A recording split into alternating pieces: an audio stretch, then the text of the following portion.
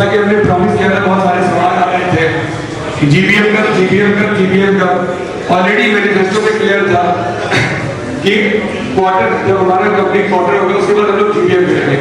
अगर देखा जाए 22 अक्टूबर के बाद अंडर जो हमारे 3 कंसेप्ट्स के अंडर आपको ताली बजाने का एक मौका मिलेगा कि हाइड पार्क में सालों के बाद ऐसी मीटिंग हो रही है, ऐसा जीबीएम हो रहा है जिसमें सारी टीम के लोग एक साथ खड़े हैं।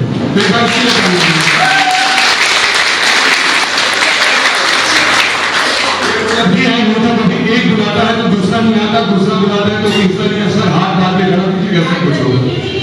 मार्च में जो हमारा इंक्रोचमेंट है, बहुत लोग कई दिनों से सवाल उठाते हैं मार्च इंक्रोचमेंट, तो उन्हें नोटिस किया गया है। नोटिस में साफ साफ उनको 31 मार्च तक का वक्त दिया गया है। 31 मार्च के अंदर येलो लाइन के अंदर आप अपने सारे सामान को कर लें, अन्यथा 1 अप्रैल से, अगर इसमें कोई आपत्ति होगा तो आप बाद में बता दीजिएगा। 1 अप्रैल से अगर येलो लाइन के बाहर आपका सामान रहता है तो 1 अप्रैल से 10 अप्रैल तक 500 पर डे के हिसाब से आपके इलेक्ट्रिसिटी मीटर से डेबिट किया जाएगा, और 10 अप्रैल के बाद 1000 रुपीज पर डे के हिसाब से डेबिट मारा जाएगा। तो ये इतनी तक हुई है। आगे प्रेजेंटेशन हम लोग देंगे। प्रेजेंटेशन के बाद जो भी सवाल होगा रजिस्टर आपके पास जा रहा है, आप पहले वो लिख लीजिए, उसका सवाल जवाब दिया जाएगा। Thank you.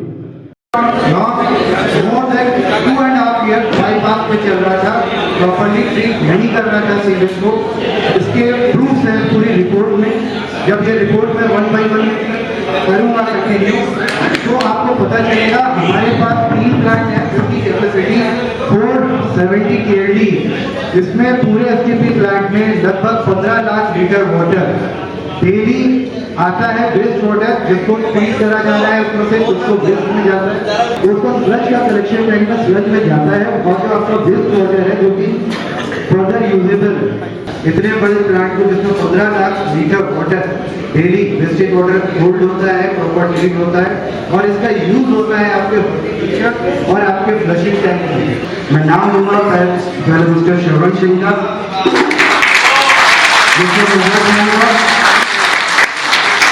मिस्टर विकास भर, मिस्टर सलमान अकबर, मिस्टर रमेश श्रीवास्तव, जिन्होंने अपने स्टूडेंट को वहां पे सुनेगा और हमें नहीं है। एक बात बोलना चाहूंगा, इसमें 3-4 लोग थे जिनके बारे में उनकी फैमिली जब मेरे से मिलती थी, उनके बच्चे तक मुझे कहते थे अंकल किस काम में लगा दिया। घर आते थे उनके कपड़ों से ना नाले की स्मेल आती थी। सोचिए कि किस तरह से ये काम कर रहे थे आपके लिए। मैं तो सबसे पहले फायर फाइटिंग में होता है आपका फायर स्प्रिंकलर, जो CO2 और वाटर वाले हैं।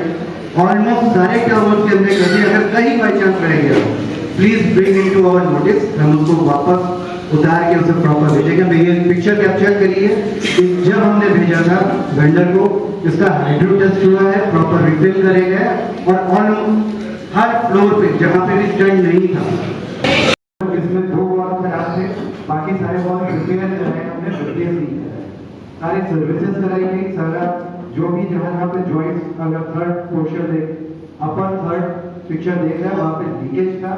इवन जो ये आपका बेस है जहाँ पे MGF KCF फिल्टर्स अवेलेबल है, ये बॉक्स अवेलेबल है, इसके बेस को भी प्रॉपर्ली सही किया गया, और प्लस रबर पेंट से इसको करा कि हमसे दोबारा लीकेज ना आए।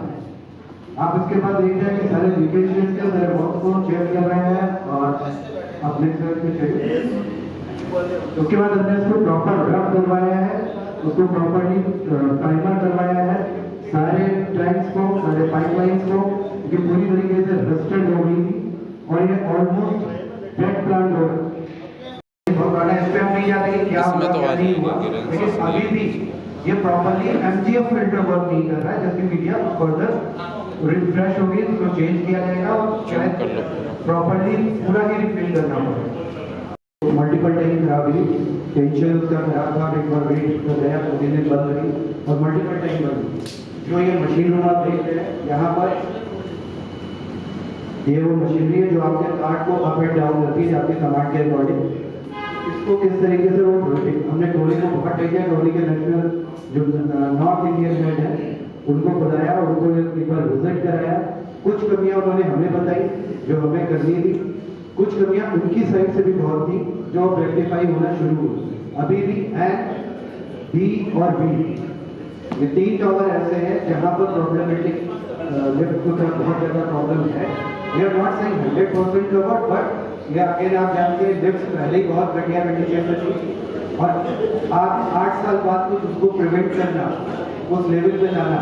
अभी हम ये नहीं कहते कि हम बिल्डर ने जो हमें छोड़ा था उसको हम क्रॉस कर रहे हैं। अभी हमारी कोशिश है कि कम से कम जो बिल्डर ने छोड़ा था वहां तक तो पहुंचे। IoT से प्रिवेंटिवली काफी चीजें पकड़ी जाती। 8 टावर में ये 2 रिले खराब हुई थी। IoT डिवाइस ने वेल इन टाइम इन्फॉर्म किया शिफ्ट इंजीनियर्स को कि ये गड़बड़ कर रही है, तो उन्होंने पहले ही इसका टिकट रेज किया और ये दोनों relay without down time without down time ये चेंज हुई। हम ये नहीं कह रहे कि हमने 100% अचीव कर दिया। STP में भी मैंने ये नहीं बोला कि 100% अचीव कर दिया। STP 3 फेजेस में चलता है, प्राइमरी, सेकेंडरी, टर्शियरी। अभी primary and secondary work start हो गया, tertiary stage is about to start in another 10 to 15 days. STP fully functional है, समझ रहे हैं? STP फुली फंक्शनल हमने कर दिया, ऑलमोस्ट 100% अचीव कर लिया। वहां में वर्क नहीं करना, वहां हमें केवल रस को और पेट को करना, बाकी वो पूरा हो गया। फायर हम कर रहे हैं, इट्स इन प्रोसेस।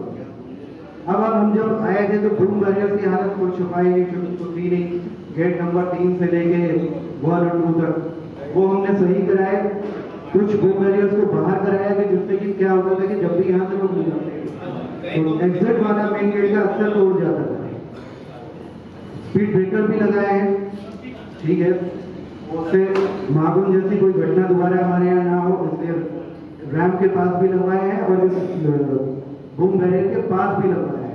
इसके बाद हमने क्योंकि जैसे हमने इंफ्रा एसेट्स को हमने पूरा मेंटेन करना शुरू किया है। HT पैनल अभी सर्विस उसकी जैसे हमने वीडियो में यूज किया था उसकी सर्विस अभी बाकी है। अदरवाइज LT पैनल में सर्विसेज हो गई है उसका, क्योंकि नोटेशन के लिए जो इमेजेस आपको दिखा रहे हैं STP में भी एक LT पैनल है, उसकी सर्विस भी हो गई है। CCTV कैमरा एज भी हमने प्रॉमिस किया था कि मोस्टली जगहों को कवर करेंगे। जैसे हमारा गेट प्ले एरिया 2 कवर नहीं था, आरपी थिएटर कवर नहीं था, डाउन कैमरे से उतना क्लियरिटी नहीं थी क्योंकि एक वो मेन गेट भी टर्न करता था और गेट टूवर्ड क्लब भी टर्न करता था, तो हमने इसको कवर किया है। कुछ डिटेल्स है, I want to describe it.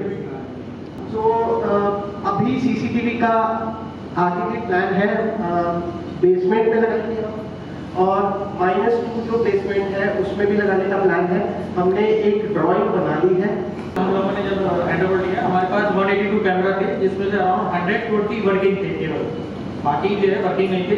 उसमें आपका अडेप्टर का इशू हो, कोई तार वायरिंग की चाहिए हो, पहले हमने किया कि हम 182 को फंक्शनल किया, पहला काम नहीं किया। उसके बाद फिर हमने नए एरिया आइडेंटिफाई किए जो कि अतुल जी ने बताया, 10 कैमरा ऑलमोस्ट लग गए हैं, 1 बचे हैं। और फिर इसके बाद हमने बेसमेंट का सर्वे किया, तो बेसमेंट के सर्वे भी अराउंड 70-80 कैमरास हमें लगाने होंगे। उसके लिए हम लोग बजटिंग कर रहे हैं कितना बजट आएगा और फिर उसको फेस वाइज हम अप्लाई करेंगे। लाइट्स आपने बेसमेंट में गौर करी होगी, सभी लोग जाते हैं बेसमेंट जिनके पास अंधेरे पूरी तरीके से हटा ऑलमोस्ट हर जगह जहाँ जहाँ उसका प्रोविजन था वहाँ पे ट्यूबलाइट्स लगाई गई।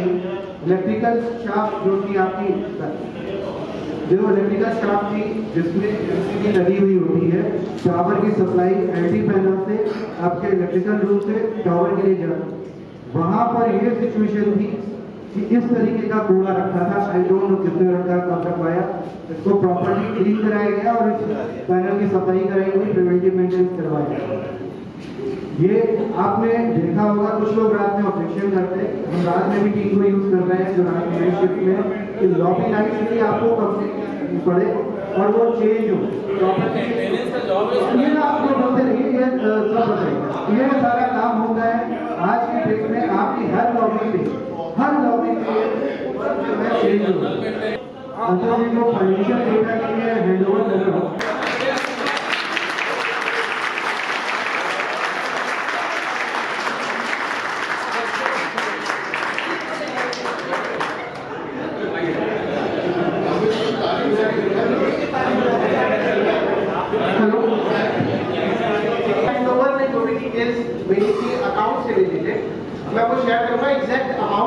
शेयर कर रहे हैं जो जब देखिए 16 तारीख को हो गया था तो मतलब कि ऑफिशियल और लेटर हमें 22 तारीख को मिला था। उसके बाद हम डॉक्यूमेंटेशन किए तो कुछ अकाउंट्स के हमें 2-3 जनवरी तक मिल गए थे और कुछ अकाउंट के 10 से 12 तारीख को मिले थे। तो ये हाँ, तो ये जो HDFC कैम अकाउंट है उसमें क्लोज टू 48.5 लाख रुपीस थे, MIS में 12.4 लाख अमाउंट था, फिर उसके बाद इलेक्ट्रिसिटी अकाउंट में 58.5 के आसपास हमें मिला था।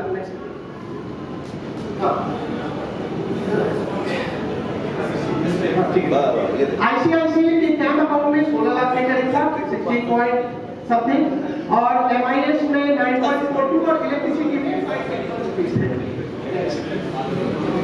और उसके बाद नेक्स्ट इंडसइंड बैंक जो था उसमें क्लोज टू 29 लाख रुपीस थे और इलेक्ट्रिसिटी अकाउंट में इसके 2.5 लाख के करीब हमारे पास जो एक्चुअल अमाउंट मिला था ये मिला था। तो अभी रुके तो ये तीनों बैंक अकाउंट जो है इंडसइंड और ICICI जो जब हमने हैंडओवर लिया तो एक बात ये IDFC बैंक जो अभी बैंक के लिए मोस्टली यूज हो रहा है उस टाइम ये अकाउंट खुला था शायद तो इसमें 1000 रुपये पड़ेंगे। तो हुआ क्या कि HDFC बैंक हमें 12 तारीख तक मिला लेकिन IDFC पहले मिल गया था तो हमने इसमें कैम कलेक्शन स्टार्ट कर दिया था। तो इसीलिए मैंने पीछे करिए ना अभी रुक जाइए बोले तो 1000 रुपये करीब पड़ा। फिर इसमें इसी को हम लोग अभी भी यूज कर रहे हैं और HDFC को भी यूज कर रहे हैं जिसमें कि पैसे वगैरह आ रहे हैं and we are using it. ICICI और इंडसइंड हम उस टाइम तक इसलिए नहीं यूज कर पा रहे थे क्योंकि उस पर लॉक लगा हुआ था और कोर्ट वगैरह में जाके फिर पुलिस से बात जो भी लीगल प्रोसीजर था उसके बाद हमें ICICI और इंडसइंड का मिला है। तो जो पुरानी एवरेज की पेमेंट्स बची थी हम इंडसइंड और ICICI बैंक से ही रिलीज कर चुके हैं और बाकी जो पेंडिंग अमाउंट है उसे हम यूज कर रहे हैं। ओके, तो अब इसके बाद हाँ, तो अब this is the total claim amount that we have received from January 1 to 10th March. इतने तक का डेटा है। So it's close to 2.4 crore rupees that we have received और 2.26 करोड़ रुपीस इसमें हम खर्च कर चुके हैं। इसमें क्या क्या पे किया है हमने? सितंबर का भी पैसा पे किया है, दिसंबर का पैसा पे किया है, जनवरी का पैसा पे किया है and part payment of March मतलब फरवरी का। जनवरी फरवरी अभी कुछ पेमेंट बाकी है जो कि फरवरी की जाएगी बिकॉज जब सैलरी चली जाती है तब हम पे करते हैं। और कितने सितंबर का जो पेमेंट था मेडिकल सप्लीमेंट चल रहा था वो सारा ओके। अब उसके बाद अब मेन सर मैं कर लूंगा इसके बाद मैं क्वेश्चन दूंगा ईच एंड एवरीथिंग क्या नाम। उसके बाद IFMS सिंकिंग फंड की डिटेल। तो ये सारी हमने ट्रांजैक्शन निकाली थी तो क्लोज टू बिल्डर से हमारे पास 7.47 करोड़ के करीब IFMS सिंकिंग फंड आया। ओके, जिसमें से कि हमें जो FD मिली है HDFC बैंक में it is only 3.5 crore rupees. 3.5 crore की FD है और बाकी पैसे का FD नहीं है। वो कहाँ गया, क्या खर्च हुआ, वो स्टेटमेंट में सब कुछ है बट बैलेंस शीट हमें दे दी गई है। ओके, कि क्या हुआ, कैसे हुआ, we are asking but we have got it. उसके बाद नेकी जी और अजय पांडे और सुधीर जी जो भी इनकी थी उस टाइम में ये लोग 25 लाख रुपए बिल्डर से लेके आए थे क्योंकि अभी भी ICICI बैंक में इसकी अवधि है 50 लाख। अतुल जी कंप्लीट करें तो ओके 25 लाख लाए थे 25 लाख लाए थे 10 लाख का चेक हेमराज जी लेके आए थे। 15 लाख का चेक हम और नेगी जी बिल्डर के ऑफिस से लेके आए। 25 और आया था चेक 15 लाख जो FD है उसका मैं बताता हूं। आपको ये आपने STP में खर्च नहीं किया था। I agree, I'm not denying anything. You all have done good work. IFMS का बोलो, IFMS हाँ, तो हाँ, फिर उसके बाद अभी hold on, ठीक है? So total that we have FD at present, it is close to 3.75 crore plus जो भी उसमें इंटरेस्ट मिला होगा ये 3.5 अरे बता रहा हूँ ना principal amount is 3.5 crore. Principal amount मैं बता रहा हूँ, इसमें इंटरेस्ट बढ़ के जो भी अमाउंट हुआ है that are not counting. Okay, साफ लिखा हुआ है including interest. Okay, original amount का वीडियो बोल रहे हैं, सुन लो। हां भैया, नेक्स्ट करिए। तो ये सारी एफडीज हमें मिली है 50-50 लाख की, ये 3 करोड़ की एक बार हुई है, फिर एक इधर कहीं 50 लाख की हुई है, तो ये 3.63 है इंक्लूडिंग इंटरेस्ट। अभी थोड़ा बढ़ गया होगा, 3.8 3.9 या ज्यादा 4 करोड़ के आसपास होगा, उससे ज्यादा नहीं। ओके, तो ये हमारे पास एफडी जो कि डिटेल्स मैंने आप लोगों से शेयर कर दी। अब नेक्स्ट, तो हमने क्या किया है, जो आईएफएमएस सिंकिंग फंड का जो भी हुआ, IFMS sinking fund without GPM या लोगों से डिस्कस किए हुए, परमिशन लिए हुए आप नहीं निकाल सकते, because this is an emergency fund. Emergency fund society पे कोई आपदा आती है उसके लिए यूज किया जाता है। तो वो पैसा कहाँ गया, उसके लिए हमने कंप्लेंट करी और कोर्ट में ये सारी धाराएं लगाई हुई हैं, जिसमें कि नाम है अश्विनी त्रिपाठी, अतुल राज एंड निकेश कश्यप। इन 3 लोगों की जिम्मेदारी थी, because they were holding the top 3 post. इनके ऊपर हमने ये सारे चार्जेस लगाए, कोर्ट में लगाए हैं। तो ये भी हमने एक लीगल एक्शन इनके खिलाफ ले लिया है। अब लीगल कोर्स में जो भी होगा उसकी डिटेल्स हम रेजिडेंट्स को अपडेट कर देंगे।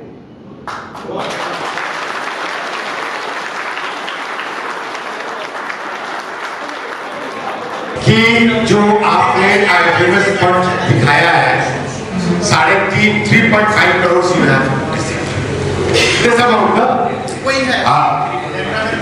3.39 और 3.5। मेरा ये कहना है, प्लीज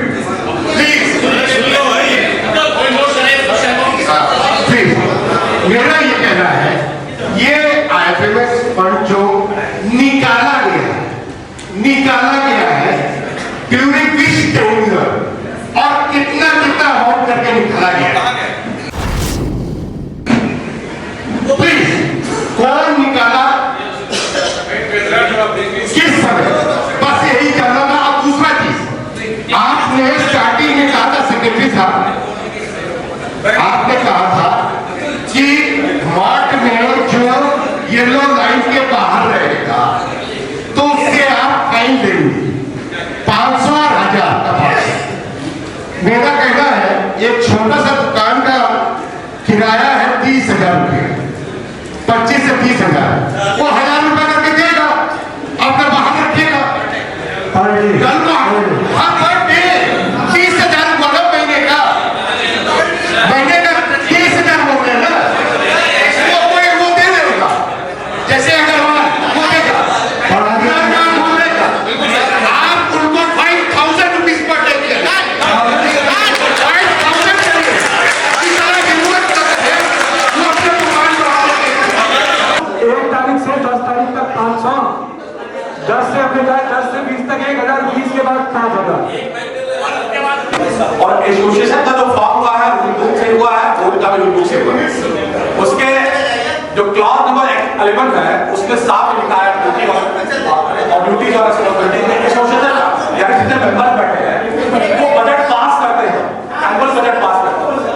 आपकी तरफ से ये 2.5-3 महीना हो रहा है, आपकी तरफ से ना रेवेन्यू का कोई आया प्लानिंग किया, रेवेन्यू का ना एक्सपेंडिचर की प्लानिंग आई, आपने बताया इतना मिला इतना। दूसरा मसला ये है कि जो आपने मेंटेनेंस और रिपेयर का मसला जो बताया है, ये ऑनगोइंग प्रोसेस है, उसमें चीजें गड़बड़ होगी, टूटेगी, वो हमेशा किया था। आपने एसटीपी के बारे में सारे जो एओ थे उस पर एलिगेशन लगाया, कभी सफाई नहीं हुआ। आपको जानकारी होनी चाहिए, साथ विज्ञान के भी चीजों के 2000 फ्लैट है, 2000 फ्लैट से जो वॉशरूम का जो वेस्टेज है, लिक्विड और सॉलिड वेस्ट है, वो वहां कलेक्ट होता है। प्रोटोकॉल के हिसाब से कोई 3 महीना 6 महीना 7 बार में जब भी उसका लेवल आएगा, सॉलिड वेस्ट का एक लेवल आएगा तो उसको हटाना पड़ेगा। इसमें इतनी कवायद थी, किसी ने गंदगी ये सड़ गया, ये प्रोसेस है, ऑनगोइंग प्रोसेस है, जिसके लिए एएमसी किया है। और आखिरी बात, हाँ, इसकी बात ये भाषण देने का है कि क्वेश्चन हो रहा है?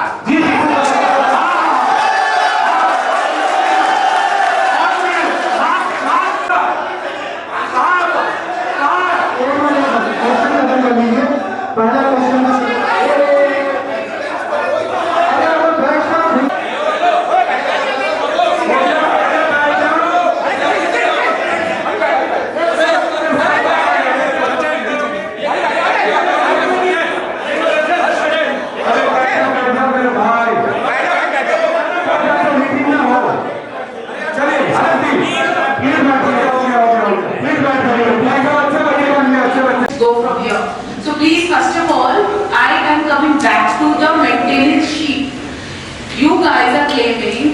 सब चीजें बहुत ब्यूटीफाई हो रही हैं, आई अप्रिशिएट दैट।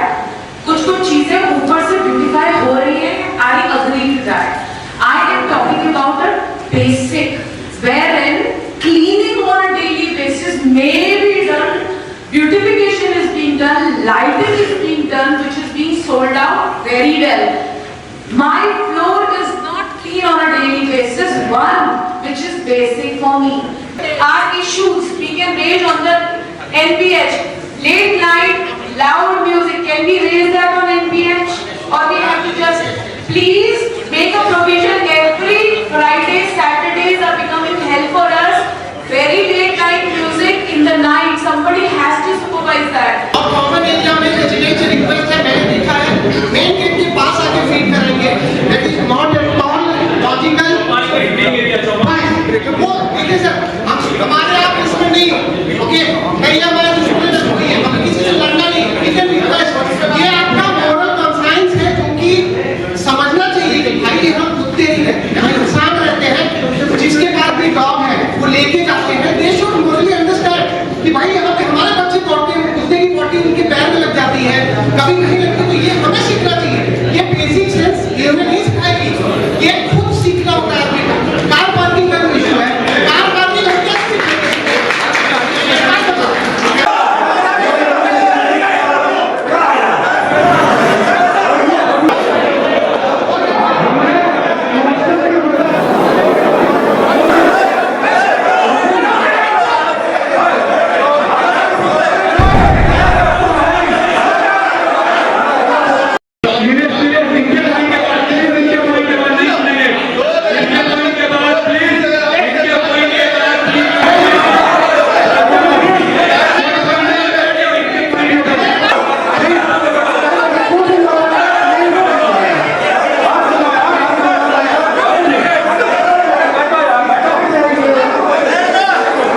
हम क्या केवल 6.5 करोड़ रुपया मिला है, जबकि हमारे जो एग्रीमेंट हुआ था उसमें 7,58,00,000 रुपया समथिंग था। अप्रैल में हमने वेंडर की पेमेंट करी, उसके बाद इन लोगों ने कंप्लेन किया, वो कंप्लेन एडीसीपी तक, डीसीपी ऑफिस तक, कमिश्नर तक, अक्टूबर महीने में, अक्टूबर 2023 जो एसोसिएशन के पास है सर, बैलेंस शीट शेयर करो, जो आपने हैंडल नहीं है, आप बैलेंस शीट शेयर करो, सबको शेयर करो।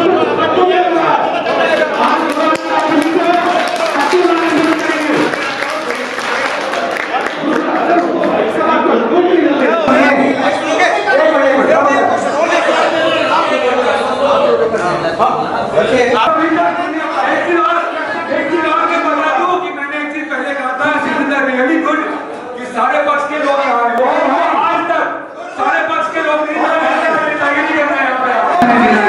कि इनके पास 7,47,00,000 रुपए आ चुका है, और वो किस वक्त में आया, बिल्डर को और किसी चीज में दे दिया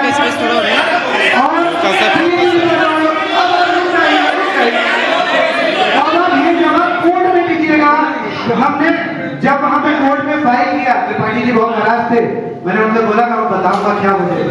जब हम गए लॉयर को, उन्होंने सारे प्रूफ दिए, हमारी कोर्ट में बहस हुई है, केस ऐसे एक्सेप्ट नहीं होता है।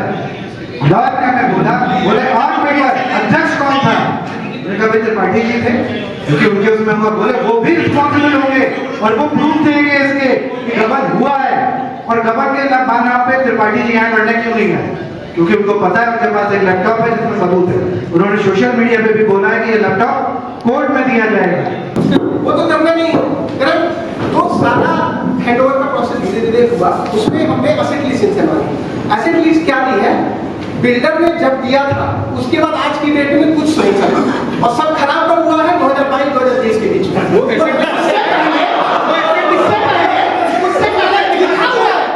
हमने व्हाट्सएप पे भी शेयर किया, आप पढ़ना, उसमें लिखा हुआ है 2022 से 2023 के बीच में सब खराब हो गया, और 2022 से पहले सब कुछ वर्ल्ड क्लास लेवल पे चल रहा था।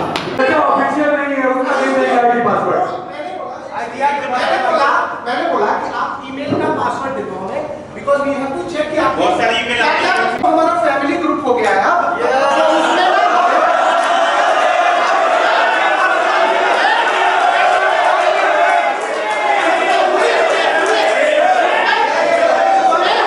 पर्सनल डिटेल्स भी शेयर करते हैं, तो हम आपको नहीं दे सकते, आपको भी